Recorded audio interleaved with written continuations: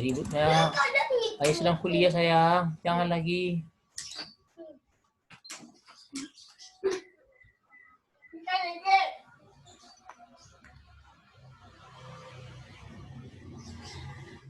Halo, assalamualaikum.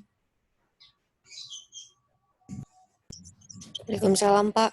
Nah, bisa dengar. Sudah nampak di layar? Nampak, Pak. Nampak ya. Masih sedikit nih, baru berapa yang connect. Oke.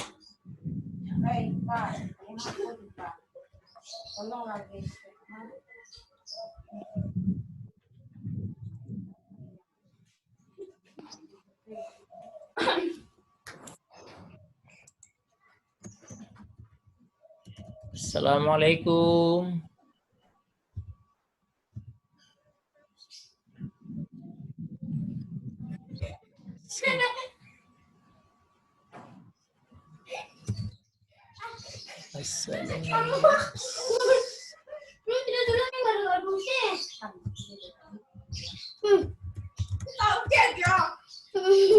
Halo, tolong di chatting, dibalas chatting Bapak tuh di Zoom untuk daftar hadir. Iya, Pak. Ya, di chatting itu ada, dijawab, tolong salamnya dijawab. Boleh. Assalamualaikum, waalaikumsalam, boleh. Silakan.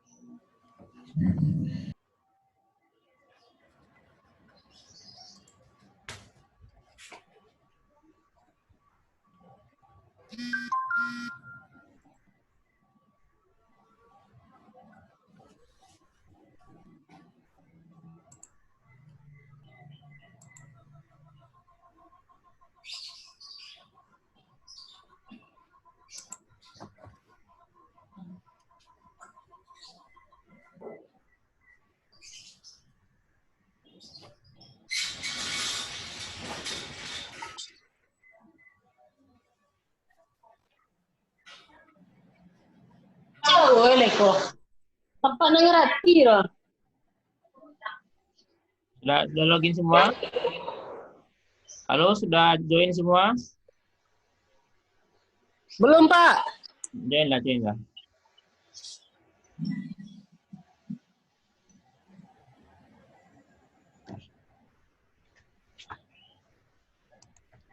Tolong yang barusan gabung, barusan connect di ini, di jawab salam Bapak yang ada di chatting. Itu tanda Anda hadir di pertemuan ini. Gimana, Pak? Di chatting ada kan, chattingnya itu di Zoom tuh ada chattingnya. Tolong menjawab salam Bapak itu menandakan nanti Anda terekam, Anda hadir dalam pertemuan ini. Baik, Pak. Boleh, Pak. Bisa tengok di sana. Di chatting itu ada di chatting. Di video, di apa, di Zoom ya.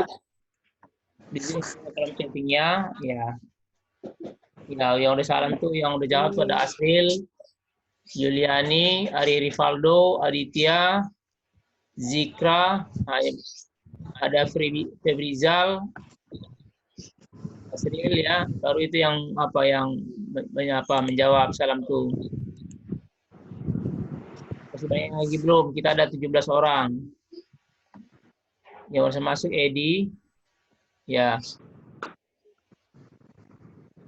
Ani. Apa, Pep?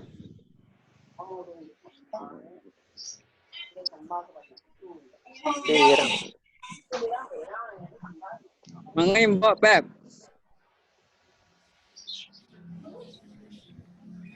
Baik, kita mulai ya.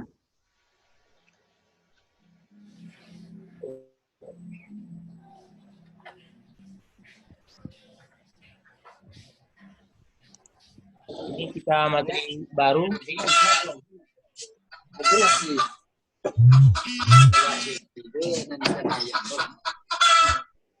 Dua yang merangkum.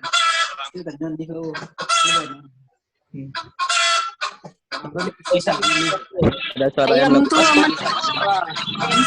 ayam jatuh. Pep, amankan ayam, Pep.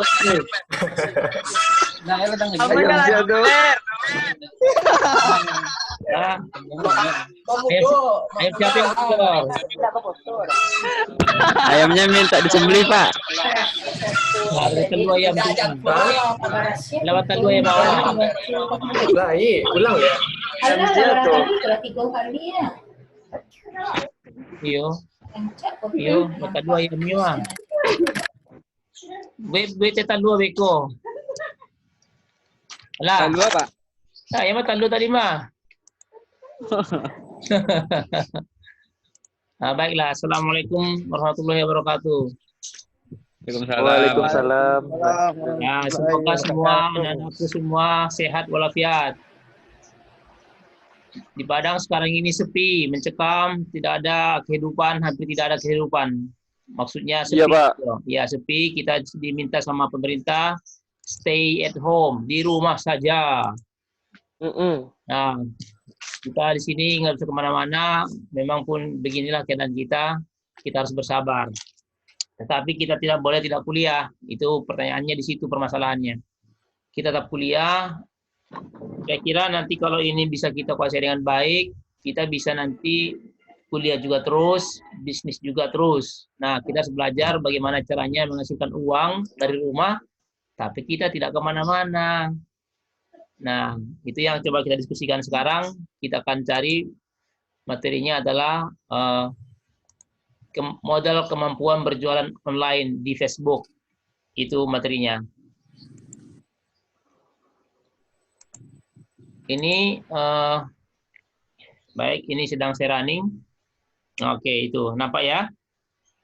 Modal kemampuan berjualan online di Facebook.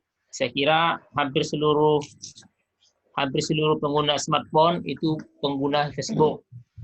Paling nanti bedanya ada yang hanya untuk main-main saja, ada yang serius. Ada yang untuk chatting saja, pertemanan, dan ada untuk bisnis. Nah, seperti itu. Lalu bagaimana cara kita manfaatkannya?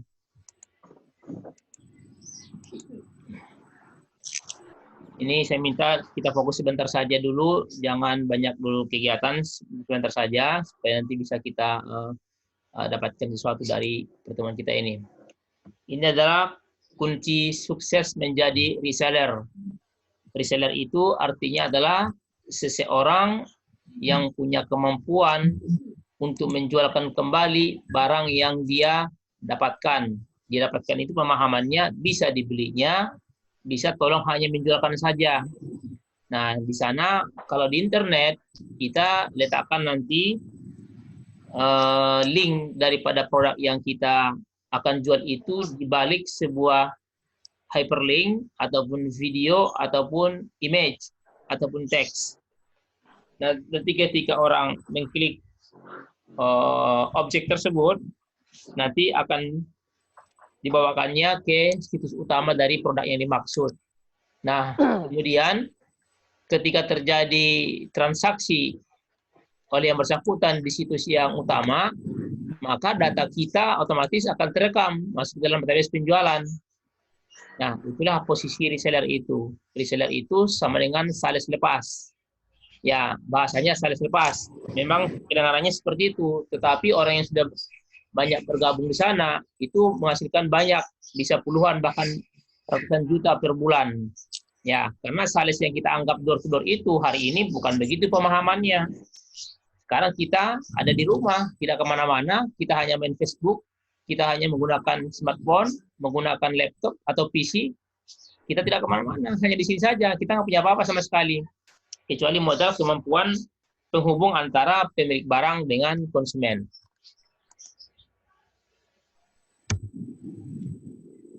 Kunci sukses, ya, kunci sukses menjadi reseller selain punya impian, percaya diri saat jualan juga harus memiliki kemampuan wajib bagi seorang reseller. Jadi ada kemampuan tuh punya impian.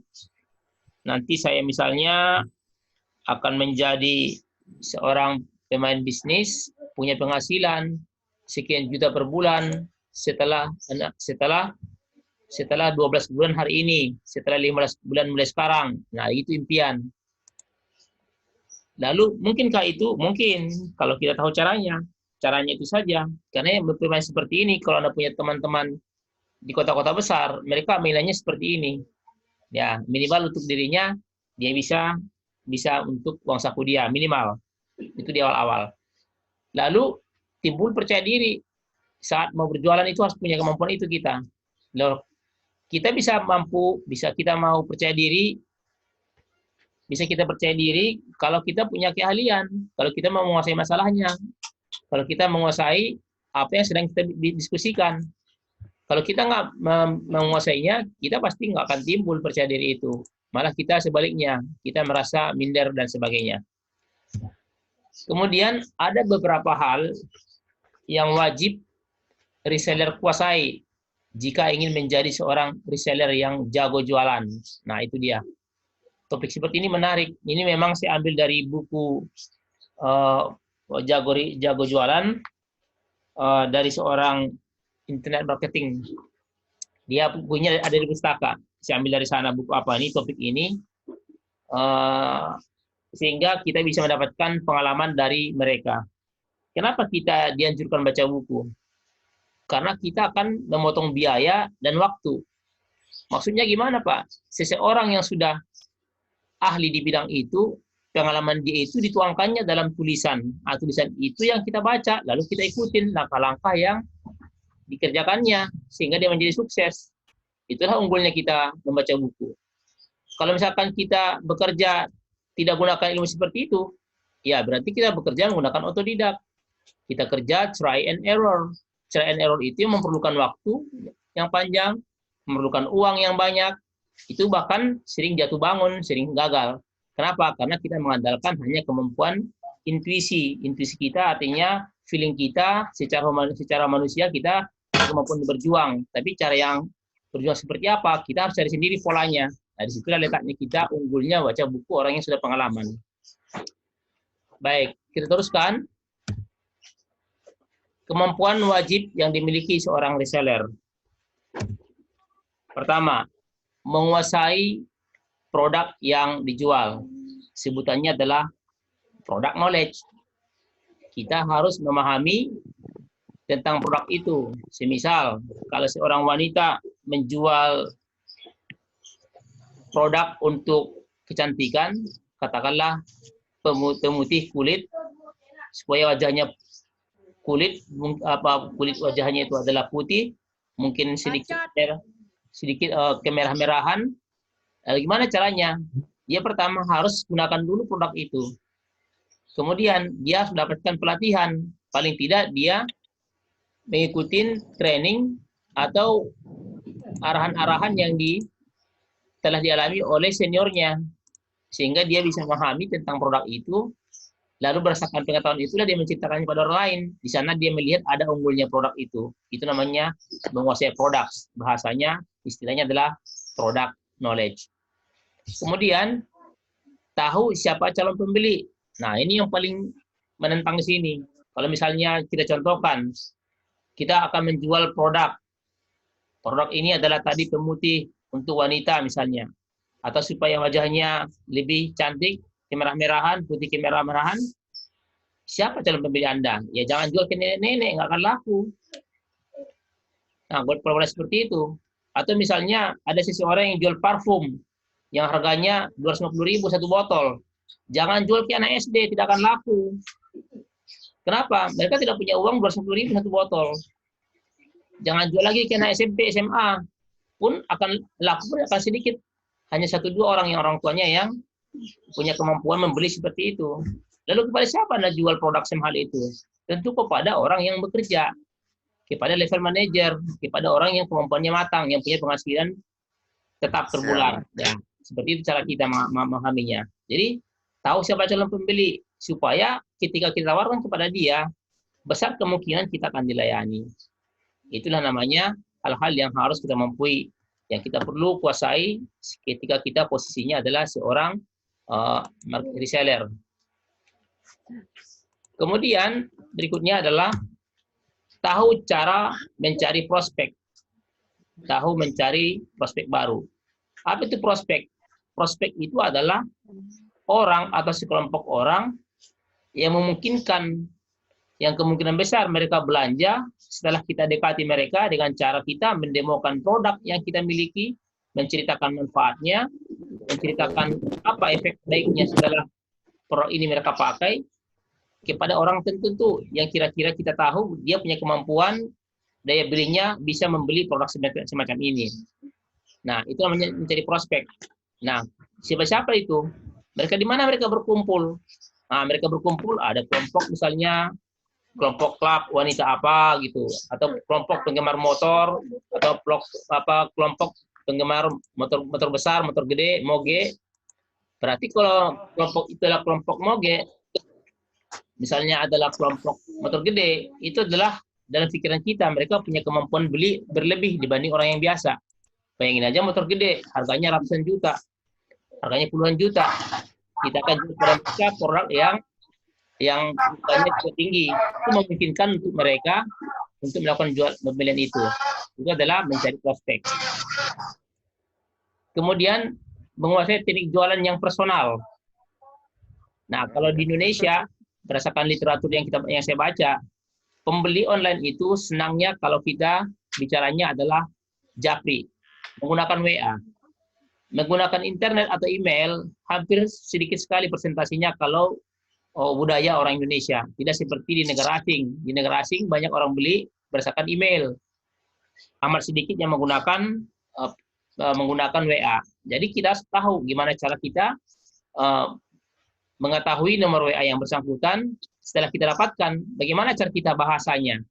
Misalnya, maaf Pak, nomor Bapak ini saya dapatkan dari Bapak Anu, beliau merekomendasikan saya untuk berdiskusi dengan Bapak. Nah, kita sampaikan itu bahasa-bahasa yang kita pilihkan, memperkenalkan diri. Lalu, setelah kita kenalkan diri kita, Anda tidak boleh langsung mengatakan saya punya produk A, harganya segini, nggak boleh. Nah, kita nggak katakan seperti itu. Tapi kita jelaskan kita punya produk, manfaatnya A, B, C, D. Nah, katakan ada testimoninya.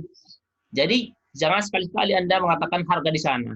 Itu adalah cara kita menguasai teknik jualan yang personal itu.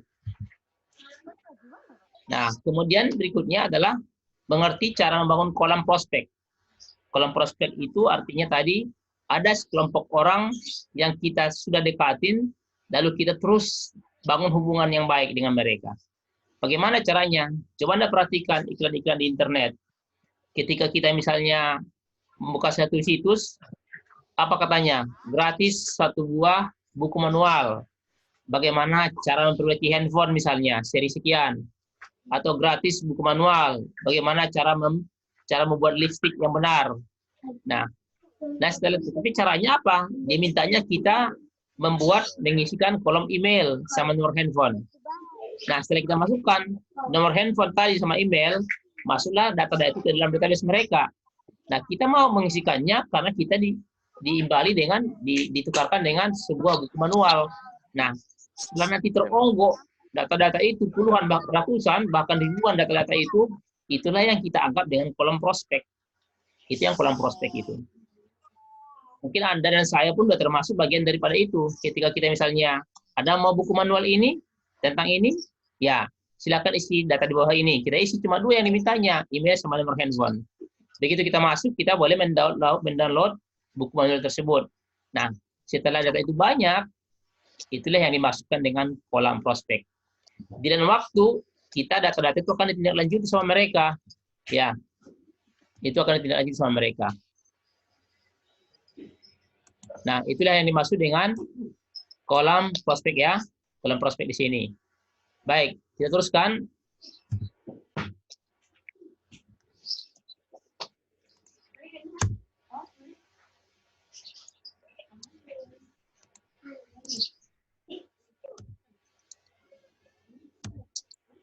Kemudian, paham cara membuat kata-kata yang promo yang menjual. Nah, ini kita ada semacam kemampuan kita sebanyak membaca literatur, membaca buku-buku yang berhubungan dengan penjualan. Kemudian kita pilihkan kata-kata itu. Misalnya, yuk bergabung dengan grup kami, Anda bisa mendapatkan manual bagaimana cara melangsungkan badan dalam waktu sekian hari. Nah, itu kan bahasa-bahasa yang menjual.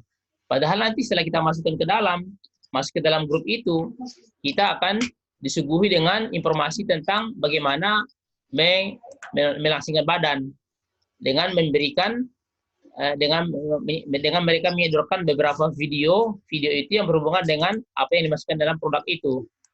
Itu adalah cara-cara kita menjual. Jadi sifatnya mengajak, bukan memaksa. Kemudian menguasai cara promo yang soft selling. Nah, apa itu selling? Selling itu artinya penjualan. Soft artinya lembut atau lunak. Jadi, apa yang dimaksudkan dengan soft selling? Soft selling itu adalah kita berjualan, tetapi orang yang mendengar itu tidak merasa kita sedang berjualan. Caranya gimana? Caranya seperti yang saya jelaskan tadi di awal, kita punya sebuah produk ini kita jelaskan dulu asalnya dari mana, buatan mana, lalu sudah berapa lama produk ini ada, apa khasiatnya, apa khasiat daripada produk ini. Lalu setelah itu kita jelaskan, kita perlihatkan link atau situs yang sudah menggunakan produk ini. Itu adalah testimoni. Sehingga kita timbulkan kepada calon pembeli, bahwa produk ini adalah bagus. Anda akan sangat beruntung jika Anda memiliki produk ini. Dan ketika Anda bicara seperti itu, Anda harus menahan diri. Jangan pernah Anda menggunakan harganya sekian. Dia akan timbulkan penasaran. Sehingga nanti dia akan japri Anda. Ketika dia japri Anda, disitulah Anda mengatakan hal tentang harga itu. Jadi semacam kita bikin dia penasaran dengan cara menjelaskan produk ini unggulnya apa, bagaimana para ahli telah menggunakan dan mengakui keberadaan produk ini, bagaimana kita cara mendapatkannya, gimana kita bisa beli. Nah, itu yang kita jelaskan di sana. Lebih kepada manfaat daripada produk itu. Itu namanya soft selling. Kemudian berikutnya adalah tahu bagaimana meyakinkan konsumen. Nah, ini pola yang kita harus pelajari. Bagaimana cara kita meyakinkan konsumen? Jelaskan bahwa produk ini bermanfaat. Apapun produk yang Anda jual itu. Apakah pemutih? Apakah misalnya buku manual? Apakah misalnya software? Apakah misalnya tentang sebuah benda ataupun aplikasi? Jelaskan kemampuannya setelah apa. Jadi jelaskan, kita menjelaskan unggulnya produk itu. Nah, kalau bisa kita lagi cari beberapa produk yang sejenis. Nah, ketika produk yang sejenis itu Anda cari 1 atau 2 merek, lalu pelajari produk itu, apa unggulnya dia, apa kelemahannya dia. Tetapi ketika Anda menjualkan, Anda hanya menonjolkan produk Anda, bahwa Anda bandingkan produk Anda dengan produk yang lain, yang sejenis dengan merek yang lain, katakan produk Anda lebih hebat, produk Anda lebih unggul. Nah, rujuklah beberapa orang testimoni yang sudah mengalami, yang sudah merasakan manfaat dari produk itu. Itu cara kita meyakinkan konsumen. Kemudian menguasai teknik closing. Nah, closing ini artinya apa? Closing ini artinya penutup. Maksudnya apa? Terjadi transaksi. Bahwa kita sebagai reseller bisa mengarahkan pembeli, calon pembeli sehingga dia jadi beli. Itu namanya closing. Jadi kita arahkan dia dengan berbagai cara, tetapi dia tidak merasa terpaksa. Tetapi kita sodorkan dia dengan beberapa manfaat daripada produk yang kita jual. Dan kita jangan lupa menjelaskan apa manfaatnya produk ini, apa unggulnya produk ini berbanding produk yang sama merek lain. Itu Anda lihat di TV-TV, Anda lihat di internet misalnya ataupun di TV. Mereka kalau membandingkan dua produk pasti dipilihnya merek lain, ini mereknya disebutkannya, katakanlah merek ini pemutih merek saya, ini merek lain. Nah, merek lain itu namanya etika.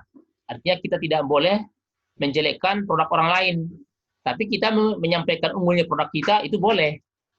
Nah, kita tidak boleh, itu adalah cara kita melakukan teknik closing. Jadi kita arahkan dia dari sudut manfaat daripada produk yang kita miliki. Kemudian sebelum kita terjun menjadi seorang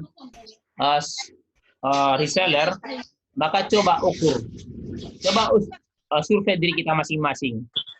Apa yang harus kita survei tentang diri kita? Nah, silakan di bawah sini. Ini pertanyaan pertama.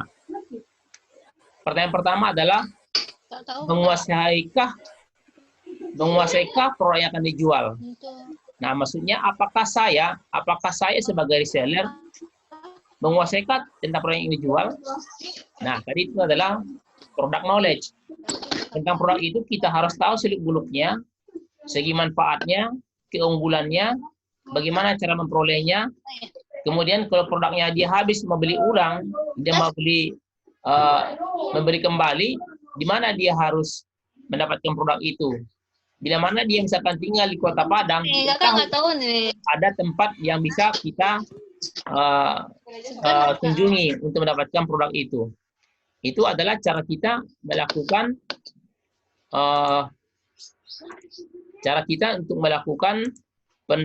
penyampaian kepada mereka. Beginilah cara saya menyampaikan produk itu. Jadi kita kuasai produk. Lalu jika misalnya apakah saya menguasai produk yang dijual? Jika jawabannya ya, maka Anda dengan mudah bisa menjelaskan kepada konsumen tentang informasi produk yang misalnya terkait dengan kelebihan produk, manfaat, cara kerja produk dan sebagainya. Jadi inilah poin-poin yang harus dikuasai seorang reseller ketika dia menawarkan produk ini pada orang lain. Sampaikanlah poin-poin ini tentang kelebihan produk ini dibanding merek lain produk yang sejenis, manfaatnya, cara kerja produk, di mana dia harus mendapatkan kembali, di mana dia bisa belanjanya. Nah, kemudian jika Anda seorang reseller tidak mampu menguasai produk tersebut, apa yang terjadi? Maka Anda akan kesulitan meyakinkan calon konsumen terkait informasi yang Anda dapatkan. Artinya apa? Kita tidak akan bisa meyakinkan mereka.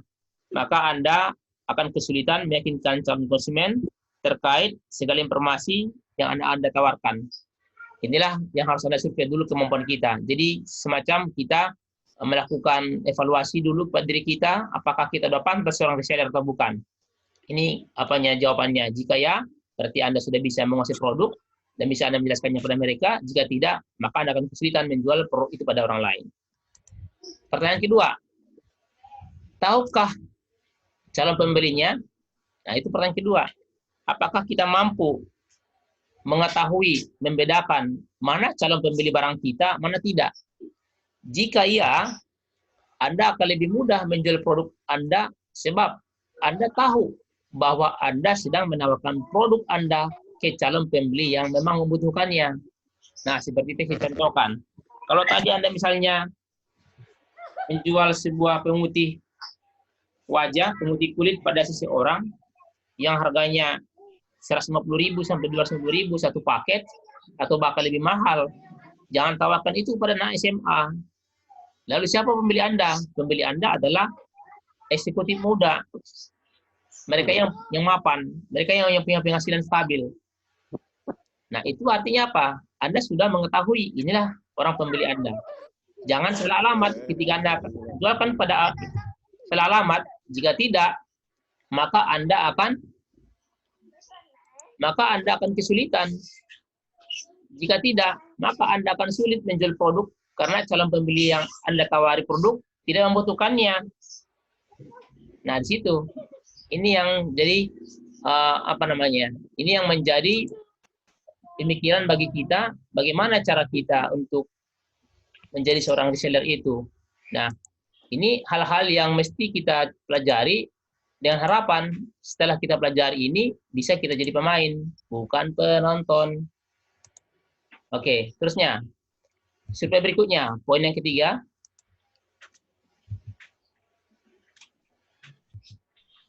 Tahukah cara mencari prospek yang baru? Prospek itu artinya calon pembeli. Tetapi prospek ini biasanya dikategorikan dengan dua. Prospek itu ada orang per orang, ada kelompok orang. Kalau orang per orang berarti kita datangi mereka. Apakah kita datangi langsung, apakah kita kirim melalui email, apakah kita kirim melalui WA. Tapi kalau kita datangkan dalam satu kelompok, misalnya mereka punya grup. Nah, di grup itu kita minta izin masuk ke dalam, mempromosikan, menceritakan tentang produk kita, manfaatnya, lalu bagaimana khasiatnya, lalu kita bandingkan produk yang sama dengan yang sejenis dengan yang dari kepada mereka. Itu nanti artinya apa? Mencari prospek baru. Nah, setelah prospek baru ini ada, kita mampu di sana melakukannya. Nah, jika kita ya, maka Anda tidak akan pernah kehabisan stok calon pembeli, calon prospek. Calon pembeli Anda selalu ada. Itu untungnya kalau kita malah bisa mengetahui prospek kita. Jadi pembelinya tidak itu saja.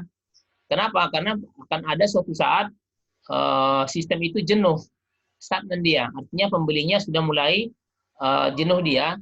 Nah, ketika itu terjadi, maka volume penjualan kita, omset kita akan menurun.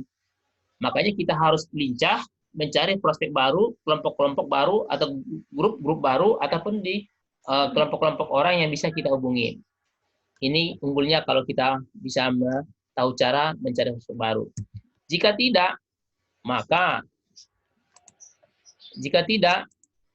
Anda akan ada suatu masa di mana Anda akan kehabisan stok calon prospek yang Anda tawarkan produk tersebut. Inilah kelemahannya. Kalau kita tidak bisa mengenali calon prospek baru. Sudah ada 3 poin yang kita survei tentang kemampuan kita. Bagaimana cara kita untuk menjadi seorang reseller. Berikutnya, kita di poin yang keempat. Di poin yang keempat ini, menguasaikah teknik jualan secara personal? Nah, itu dia. Personal itu artinya secara pribadi. Apakah? Karena kita juga harus banyak bisa mengenali orang. Ada tipe orang, dia lebih nyaman kalau kita berdiskusi dengan dia kalau di Capri. Dia tidak akan mau berdiskusi dengan kita kalau kita bicaranya di grup. Nah, itu yang saya maksud dengan menguasai teknik jualan secara personal. Kita coba hubungin dia. Kalau ini misalnya, apakah kita menguasai teknik jualan secara personal? Jika jawabannya ya, maka Anda akan lebih mudah menjual produk apapun. Nah, itu unggulnya. Kepada siapapun kita berjualan, kita bisa akan lakukan. Apapun produk itu, dan kepada siapapun kita jual, itu bisa akan terlaksana. Jika tidak, maka akan sulit bagi Anda meyakinkan calon konsumen untuk membeli produk dari Anda, apapun itu. Ini poin-poin. Poin-poin yang menurut para ahli tersebut, menurut dia bahwa ini adalah hasil pengalamannya. Pengalaman dia bertahun-tahun, bayangkan dia dari Hermas Puspito namanya, Hermas Puspito. Kalau nanti punya waktu, coba di googling di internet, lihat di Google Hermas Puspito. Bayangkan dia adalah seorang lulusan Fakultas Ekonomi di UI, lalu dia jadi seorang telemarketer seorang marketer di satu perusahaan asing di Indonesia, tapi di Jakarta sana dengan gaji yang mapan di atas 10 juta sebulan. Tetapi dia mau keluar dari perusahaan itu hanya dengan ingin melakukan jadi dia tuan di rumahnya sendiri. Bayangkan dari nol dia bekerja sampai sekarang dia punya karyawan puluhan. Semua yang dikerjakan mereka itu adalah jualan online. Bayangkan dari nol. Herman Puspito, Anda nanti bisa tengok di sana di internet, nama dia di sana ya, Herman Puspito. Jadi konsekuensi berpikir seperti ini yang coba dia tuliskan untuk kita, yang didapatkan dari bertahun-tahun berjualan sebagai reseller. Nah, kemudian berikutnya di poin yang kelima, mengertikah cara membangun kolam prospek? Bagaimana cara kita ada sekumpulan orang yang selalu ada per periode, mungkin per minggu, mungkin juga per bulan, kita dapatkan kelompok-kelompok itu dan bisa kita hubungi mereka. Tujuannya adalah supaya calon pembeli kita tidak pernah kering, tidak pernah habis. Selalu ada calon pembeli kita. Nah, jika ya, Anda akan punya stok calon prospek dalam jumlah besar. Kalau kita punya jumlah prospek dalam jumlah besar, itu kan analoginya kita bisa membuat omset yang besar setiap waktu. Nah, apalagi seperti ini. Seperti ini apa ini? Seperti ini adalah orang yang momennya menjelang bulan Ramadan. Menjelang Lebaran. Ini biasanya, kalau berdasarkan literatur yang saya baca, inilah bulan-bulan hampir semua reseller itu dalam keadaan panen besar. Karena sekarang masyarakat Indonesia dari hasil survei itu lebih daripada 60% kebiasaannya sekarang belanja online. Itu artinya apa? Di sana ada peluang. Peluang bagi kita yang ingin bermain di online. Nah, kemudian jika di pertanyaan kelima ini, mengertikah cara membangun prospek, kolam prospek? Jika tidak, jika kita katakan tidak, maka Anda tidak bisa menjual produk dalam jumlah banyak. Artinya, adakah penjualan? Ada, cuma 1-2. Artinya ada, tapi tetap tidak pernah dalam jumlah yang signifikan, sehingga akan mendapatkan omset yang besar bagi kita. Nah, jadi kita harus punya kemampuan membangun kolam prospek. Gimana caranya, Pak? Caranya banyak.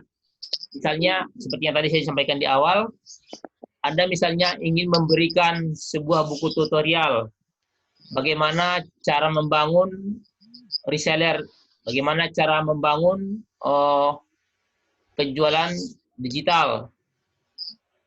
Lalu dari di situ Anda tuliskan dalam satu buku, Anda berikan beberapa halaman.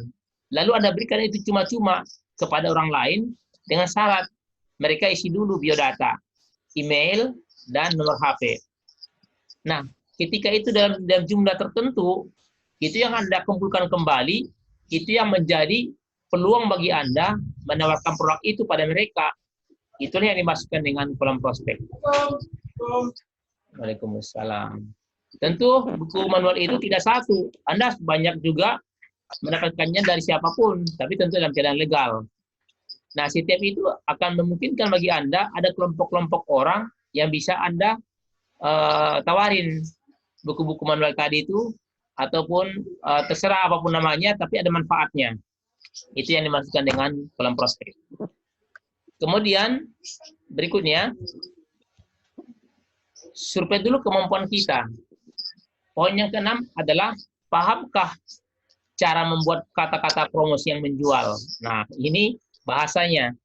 Bahasa ini bisa kita lihat di Internet Marketer yang ditulis beberapa para ahli. Ya, jadi di internet marketing itu kita coba rujuk. Jika kita dapatkan jawabannya ya, maka Anda akan lebih mudah menjual produk, sebab calon konsumen akan tertarik dengan promo yang Anda buat. Nah, gitu. Mereka akan lebih senang itu. Jika tidak menguasai ini, promo Anda akan kurang efektif menghasilkan penjualan. Nah, kalau Anda suka memperhatikan ketika Anda buka YouTube, Di sana sering lewat iklan. Coba Anda perhatikan iklan itu. Iklan, ketika dia lewat di depan Anda, lalu Anda tidak tertarik dalam hitungan 3 detik sampai 5 detik, berarti Anda akan tidak tertarik selamanya. Tapi begitu Anda tertarik dalam waktu yang 5 detik tadi, maka akan coba klik iklan itu. Apa yang terjadi di sana? Dia akan buatkan kata-kata yang menarik. Dia akan buatkan iklan ataupun animasi ataupun video yang buat kita